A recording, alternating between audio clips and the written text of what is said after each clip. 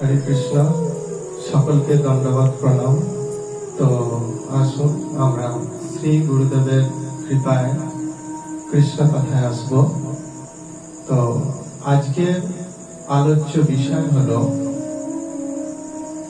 শ্রীকৃষ্ণ হচ্ছেন পরমেশ্বর ভগবান, আর আমরা হলাম তার অংশ।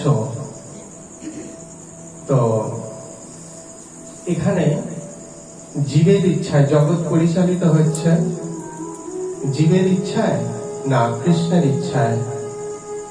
জীবেরও ইচ্ছা আছে এবং কৃষ্ণেরও ইচ্ছা আছে। এখানে কার ইচ্ছাটা প্রধান? জগৎ পরিচালিত হচ্ছে কৃষ্ণের ইচ্ছায়, কিন্তু আমার জীবনের যে সুখ দুঃখ গুলো আমরা প্রাপ্ত হচ্ছি, তো সেইগুলো কার ইচ্ছায়? বা আমার জীবনের দুঃখ কষ্টের জন্য দায়ীটা ভগবানের ইচ্ছা নাকি আমার ইচ্ছা? কে দায়ী? তো এইটাই আলোচনা। তো আমরা অনেক সময় বলে থাকি যে ভগবানের ইচ্ছা ছাড়া একটা গাছের পাতাও নড়ে না। অবশ্যই ঠিক, ভগবানের ইচ্ছা ছাড়া একটা গাছের পাতাও নড়ে না। কিন্তু ভগবান কখন ইচ্ছা করেন যে গাছের পাতাটা নড়ুক? যখন গাছের পাতা নড়তে চায়, ভগবান তখনই ইচ্ছা করেন যে হ্যাঁ, গাছের পাতা নড়ুক। অর্থাৎ এখানে আমরা সমাজেও দেখতে পাই আমরা সকলেই ভগবানের অংশ, কিন্তু কেউ সাধু হচ্ছে, কেউ অসাধু হচ্ছে। কেউ সাধু হয়ে সে তার যে দিব্য ধাম সেখানে ফিরে যাচ্ছেন, ফিরে যেতে সক্ষম হচ্ছেন। আবার কেউ অসাধু হয়ে সে নিম্নগতি প্রাপ্ত হয়ে নরক যন্ত্রণা ভোগ করছেন। তো এখানে কার ইচ্ছাটা প্রধান? কার জন্য জীব কষ্ট পাচ্ছে? সে নিজের ইচ্ছায় নাকি ভগবানের ইচ্ছায়? আসলে এই কথাগুলো সবই ঠিক। ভগবানের ইচ্ছা ছাড়া একটা গাছের পাতাও নড়ে না, এটা ভুল কিছুই না। কিন্তু একটুখানি ভালো করে ভাবতে হবে, গভীর ভাবে আর চিন্তা করতে হবে, তাহলেই আমরা প্রশ্নের উত্তর পাব যে ভগবান আমাদের ইচ্ছাকে অনুমোদন করেন মাত্র, জীবের ইচ্ছাটাই প্রধান। এখানে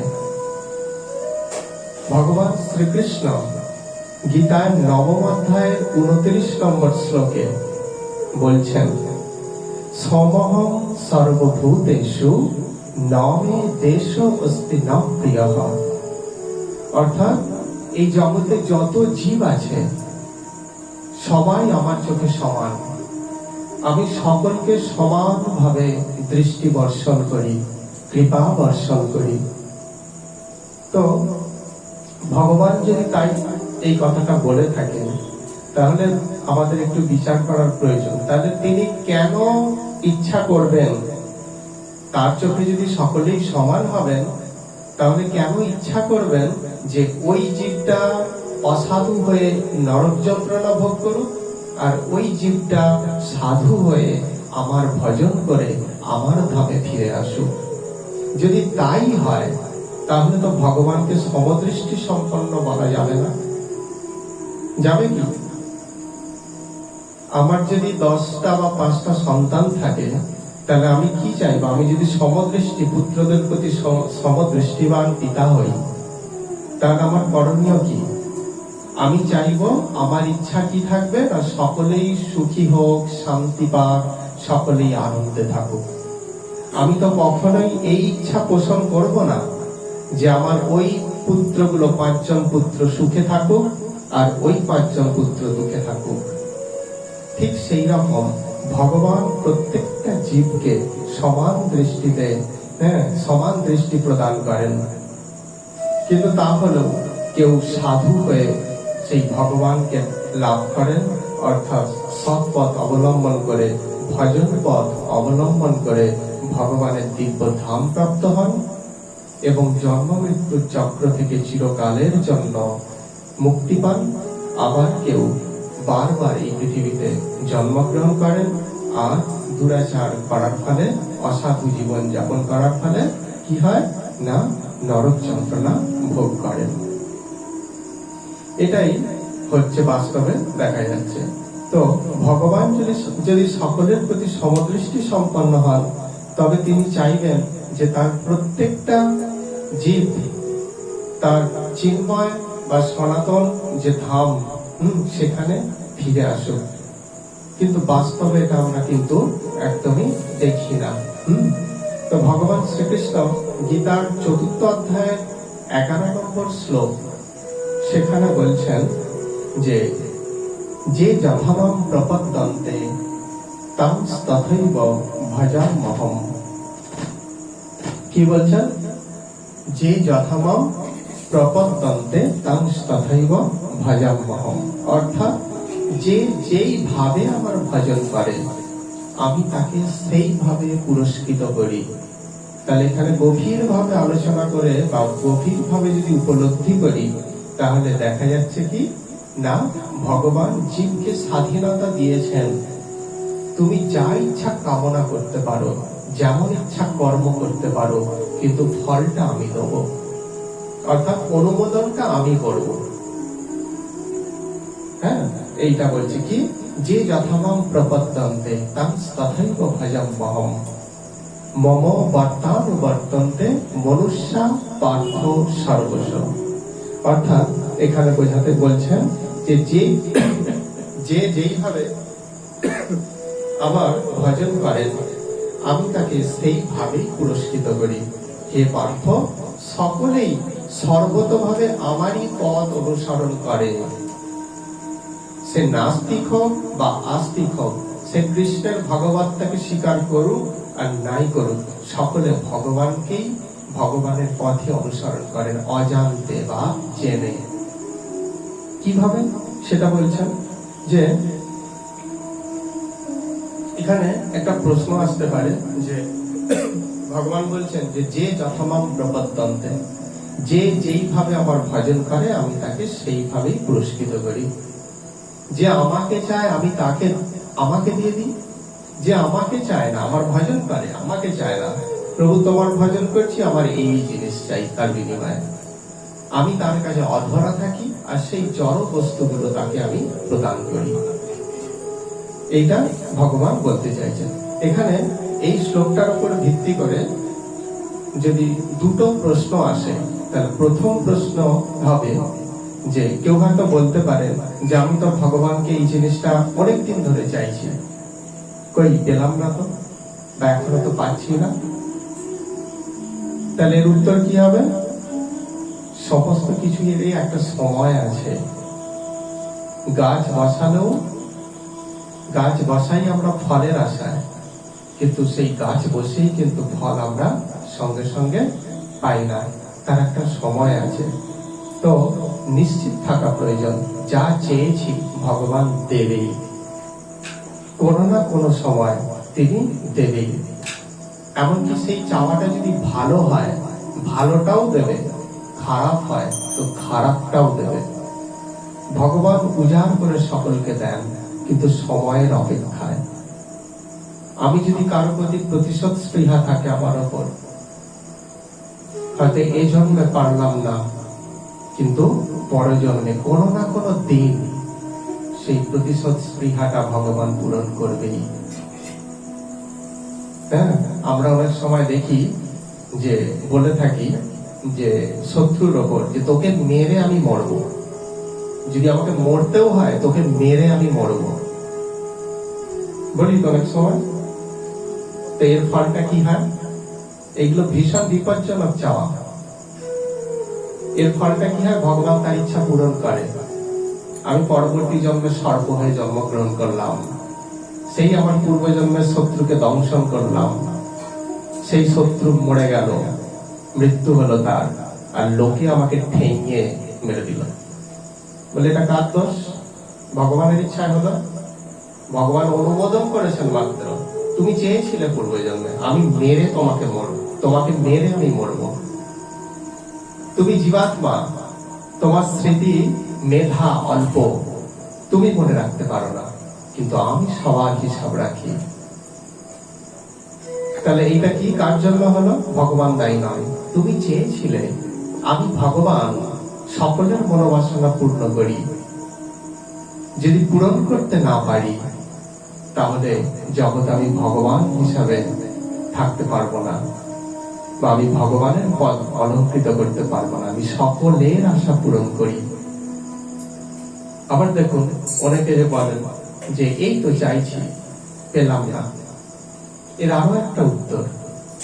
ব্যাংক থেকে আপনি প্রচুর টাকা ঋণ নিয়েছেন, ধরুন আমি ব্যাংক থেকে প্রচুর টাকা ঋণ নিয়েছি, তো ঋণ নেওয়ার ফলে কি হচ্ছে, আমি প্রত্যেক মাসে মাসে বেশ কিছু টাকা আমি ব্যাংকে দিচ্ছি, কিন্তু যতই পাসবুকটা আপডেট করছি সেই ব্যালেন্স একই আছে। তো আমি ব্যাংক ম্যানেজারকে গিয়ে বললাম যে আমি তো এত টাকা জমা দিচ্ছি, আমার ব্যালেন্স কেন একই আছে, বাড়ছে না কেন? তখন ম্যানেজার মনে করে দিলেন যে আপনি যে অত টাকা ঋণ নিয়েছেন সেটা সব শোধ হচ্ছে, ওটা শোধ হয়ে গেলে আপনি এবার যে টাকাটা জমাবেন ঠিক আপনার ব্যালেন্স আপনার থেকেই বেড়ে যাবে। তাহলে আমরা সঙ্গে সঙ্গে পাই না, কারণ পূর্বের যে কর্মফল সেগুলো শোধ হবে, তারপর যে নতুন যে কামনাগুলো করছি ভগবান আস্তে আস্তে আস্তে পূরণ করবে। সেই জন্যই তো মহাপ্রভু বলছেন চেয়েও না কিছু, জীব চাইতে জানে না। হ্যাঁ, প্রচলিত একটা কথা আছে যে কানার পা গর্তে পড়ে।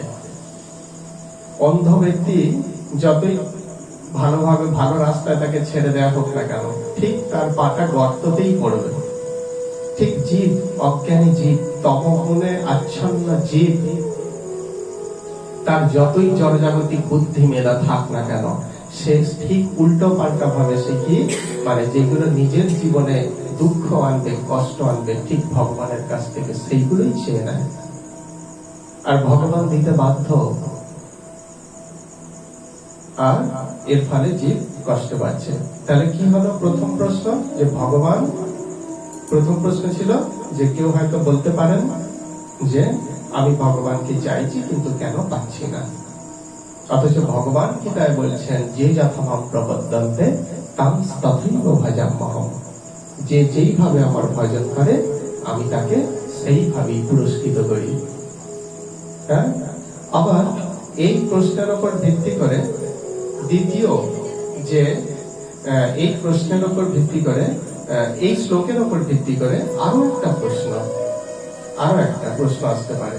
এখানে ভগবান বলছেন যে সকলেই সর্বতভাবে আমার পথ অনুসরণ করেন। যারা নাস্তিক, যারা কৃষ্ণ বিদ্বেষী, যারা হরি বিদ্বেষী, তারা তো ভগবানকে কোনো গুরুত্ব দেয় না। তাহলে তারা কিভাবে সর্বতভাবে ভগবানকে অনুসরণ করল? এর উত্তর কি?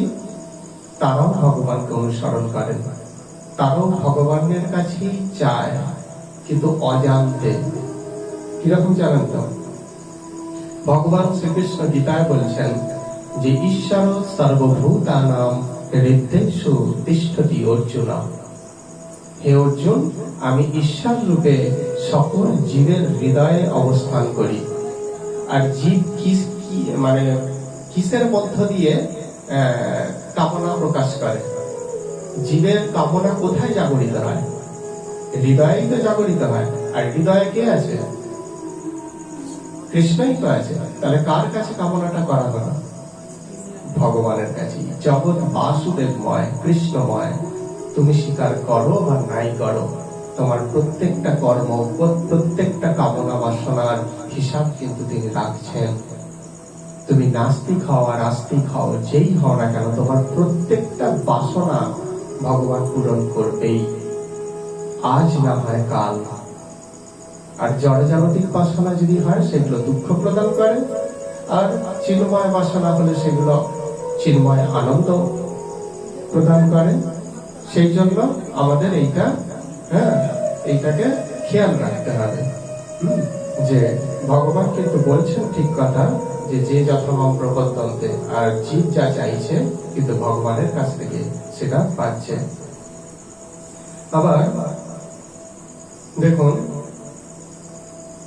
আমরা জীবেরা অনেক সময় বলে থাকি, যেমন আমাদের এই যে ভক্তি অনুশীলনের যে পাঠ, এখানে আমরা প্রথম অনেককেই বলেছি যে এই পাঠে অংশগ্রহণ করার জন্য।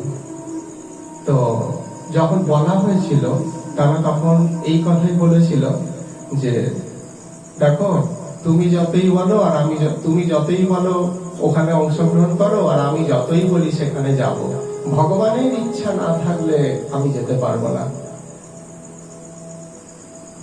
তো যাদেরকে বলেছিলাম তাদের মধ্যে 50% আসে, 50% আসতে পারে না আজও পর্যন্ত, আজ এই 4 বছরে আসতে পারেনি। তাহলে আপনারা আসতে পারলেন, তারা আসতে পারলো না কেন? আপনাদের ইচ্ছা ছিল সৎসঙ্গ করার, তাই ভগবান আপনাদের ইচ্ছাটাকে অনুমোদন করে এই সৎসঙ্গে পাঠিয়ে দিয়েছেন। আর তাদের ইচ্ছা শক্তি নেই, তাই তাদের সেই ইচ্ছাটাকেও ভগবান অনুমোদন করেছেন যে ঠিক আছে, তোমাকে যেতে হবে না। এটা কাউকে খারাপ বলছি না। আবার দেখুন, জীব যে সৎসঙ্গ চায় তাকে ভগবান, কোন জীব যখন সৎসঙ্গ চায়, সুন্দর হতে চায়, ভগবান তাকে সেই সুন্দর হওয়ার পথ, সৎ হওয়ার পথ তাকে দেখিয়ে দেন। কেউ যদি অসৎ হতে চান, কেউ যদি ডাকাত হতে চান, কেউ যদি জঙ্গি হতে চান, ভগবান তাকেও তার পথ দেখিয়ে দেন। একটা জিনিস আমাকে খুব আশ্চর্য লাগে, যখন আমাদের গীতার ক্লাস হয় বা পাঠ হয়, ধর্মীয় কোন অনুষ্ঠান হয়, ভাগবত পাঠ হয়, আমরা কত লিফলেট মানুষকে, জনগণকে আমরা দিয়ে থাকি যে এত তারিখ থেকে, কত মাইকিং করে থাকি যে এই তারিখ থেকে আমাদের ভাগবত শুরু হচ্ছে, বা আমাদের পাঠে আপনারা আসুন বলে থাকি। তবে মানুষ সেই ঠিকানাটা জানতে পারে, সেখানে এসে উপস্থিত হন। কিন্তু দেখুন, যারা জঙ্গি, যারা ডাকাত, তারা এরকম বিজ্ঞাপন দিতে পারে না প্রকাশ্যে, মাইকিং করে, হ্যালো হ্যালো বন্ধুগণ মনোযোগ দিয়ে শুনুন, আমরা একটা ডাকাতি স্কুল খুলেছি, আপনারা যদি যোগদান করতে চান এখানে আসুন। প্রতিদিন সন্ধ্যা 7টা থেকে আমাদের ক্লাস আরম্ভ হয়। কোন জায়গায় এরকম বিজ্ঞাপন দেওয়া থাকে ডাকাতি শিখবেন কিনা? এখন না নেটের দৌলতে এখন সব যোগাযোগ করা যায়, কিন্তু 50 বছর আগে তো সব ছিল না। তাহলে 50 বছর আগে কি ডাকাত, জঙ্গি এরা ছিল না কেউ? অথচ ভারতবর্ষের এক প্রান্তের জঙ্গি আর এক প্রান্তে, আমি এক প্রান্তে জন্মগ্রহণ করেছি, অন্যজন আর এক প্রান্তে জন্মগ্রহণ করেছে, কিন্তু আমি যেহেতু জঙ্গি হতে চাইছি, ভগবান ঠিক সেই ভারতবর্ষের অন্য প্রান্তের মানুষ যে সেই ব্যক্তিটাও জঙ্গি হতে চেয়েছেন, তার সঙ্গে আমার যোগাযোগ হয়ে যাচ্ছে, কোনো বিজ্ঞাপন নেই। এটা আশ্চর্যের বিষয়, কি করে যোগাযোগ হচ্ছে? সে চেয়েছে মানুষ হতে নয়, অমানুষ হতে, তাই ভগবান তাকে অমানুষের সঙ্গে পরিচয় করে দিয়েছেন।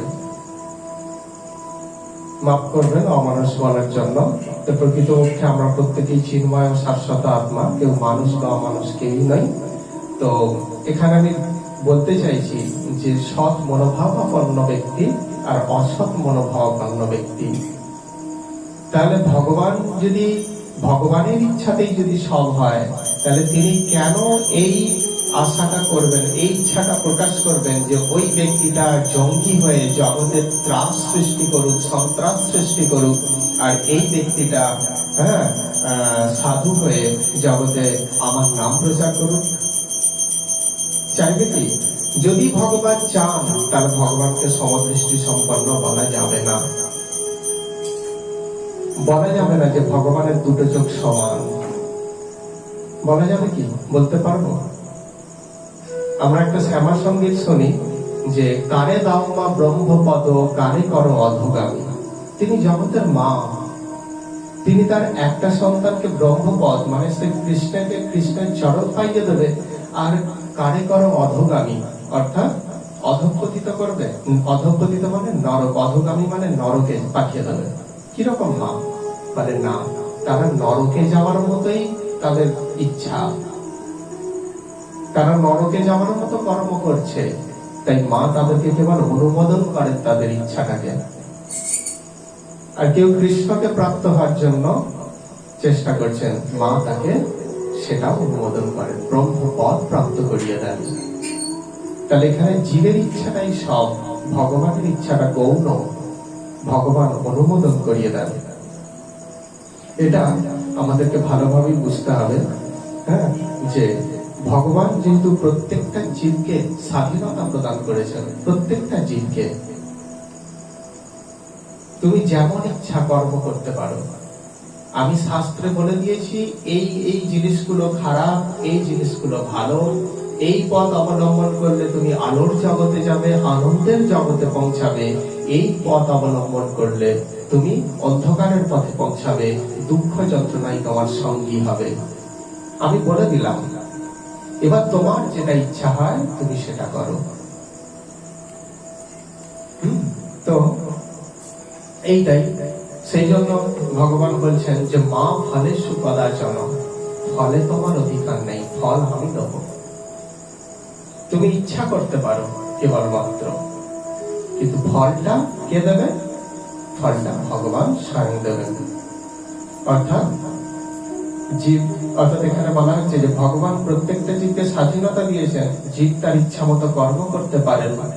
অর্থাৎ কর্ম হয় জীবের ইচ্ছায়, কর্মটা হয় কার ইচ্ছায়?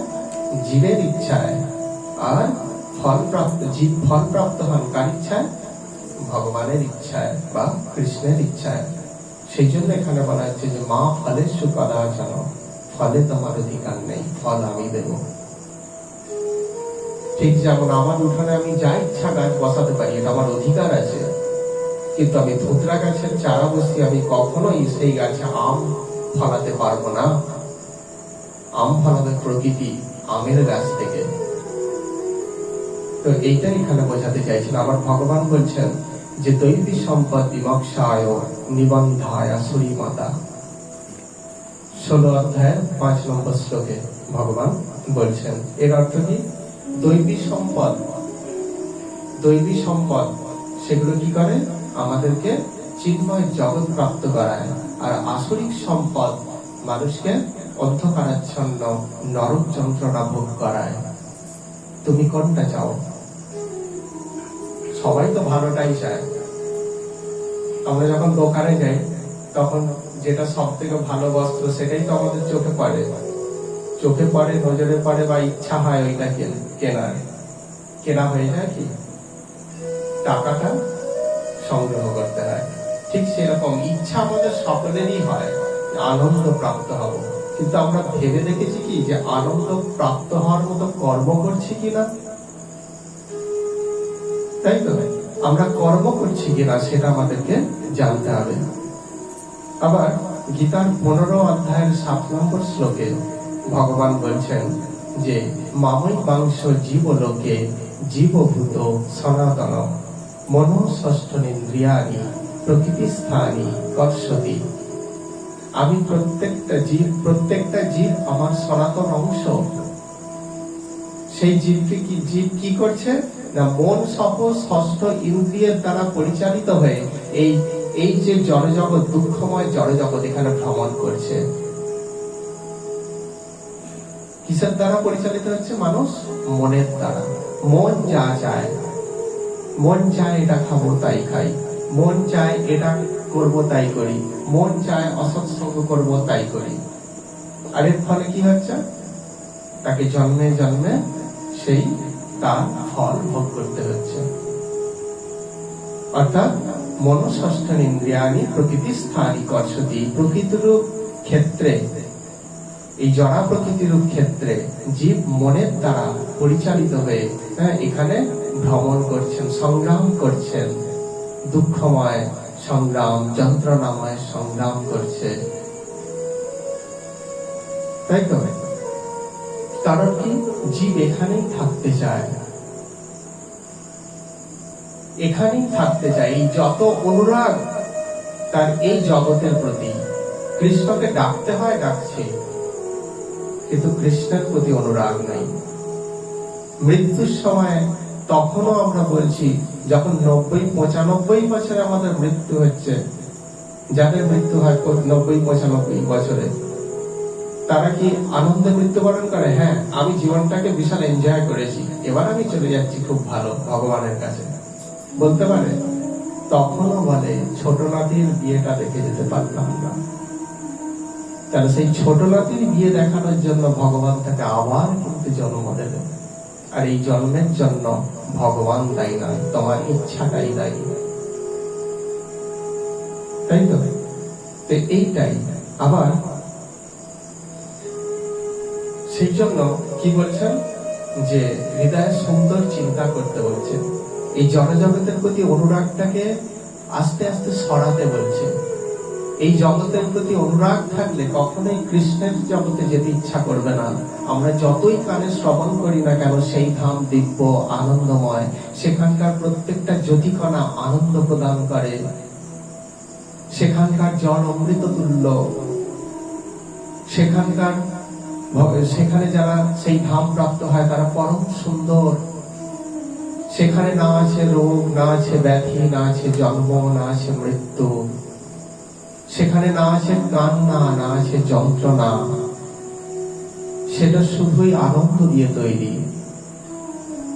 কিন্তু যদি আমার বাড়ির নাতি বা ছেলেটার প্রতি আসক্তি থেকে যায়, সেই ধামের দ্বার আমার জন্য একজন নয়, জন্মে জন্মে আমার জন্য বন্ধ।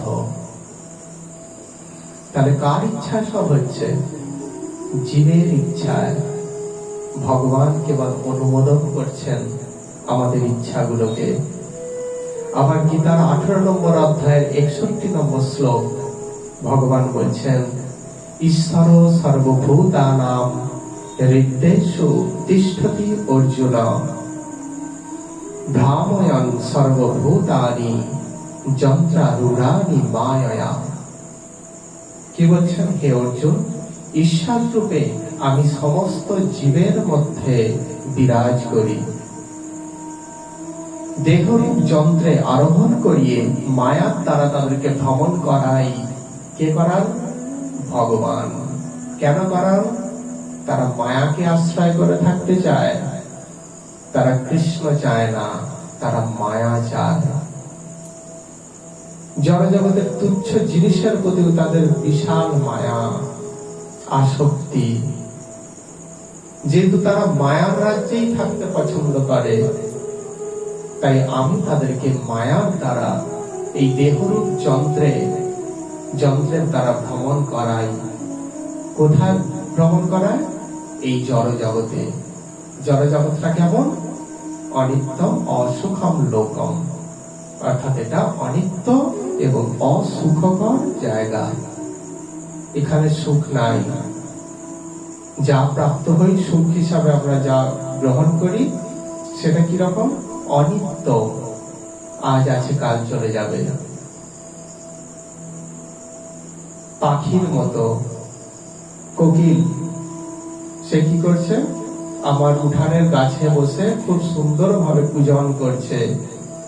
আমি সেই কোকিলের কণ্ঠস্বর শুনে মুগ্ধ হয়ে গেলাম। কিন্তু সেই কোকিল যে কখন উড়ে চলে যাবে আমরা কিন্তু জানি না। অর্থাৎ আমাদের জীবনের সুখ, শান্তি, আনন্দ ক্ষণিকের।